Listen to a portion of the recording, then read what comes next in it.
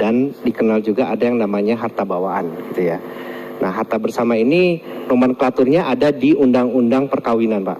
Undang-Undang Perkawinan kalau tidak salah pasal 35 ayat 1 ya.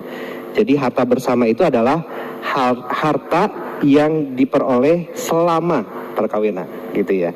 Jadi starting pointnya adalah harta bersama itu adalah harta yang diperoleh ketika sejak akad nikah kalau dalam Islam itu sampai putus perkawinannya.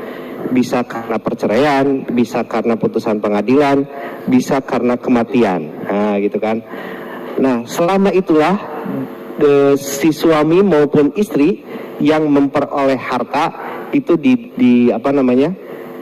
dinamakan dengan harta bersama gitu ya.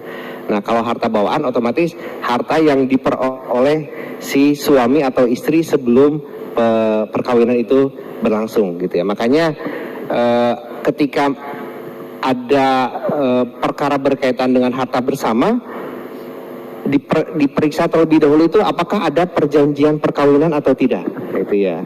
Perjanjian pemisahan harta si suami atau si istri. Jadi kalau misalnya sebelum perkawinan sudah ada perjanjian perkawinan berkaitan dengan harta misalnya dari perusahaan A gitu ya, dari si suami itu menjadi harta bawaan si suami gitu ya. Berkembanglah itu misalnya perusahaan tetap itu menjadi harta bawaan si suami gitu ya. Seperti dilihat seperti itu. Kalau misalnya tidak ada harta tidak ada perjanjian perkawinan maka harta ketika sudah masuk tadi starting point akad nikah itu maka menjadi harta bersama, harta gonogini. Itu perbedaan antara nomenklatur antara harta bawaan dengan harta bersama.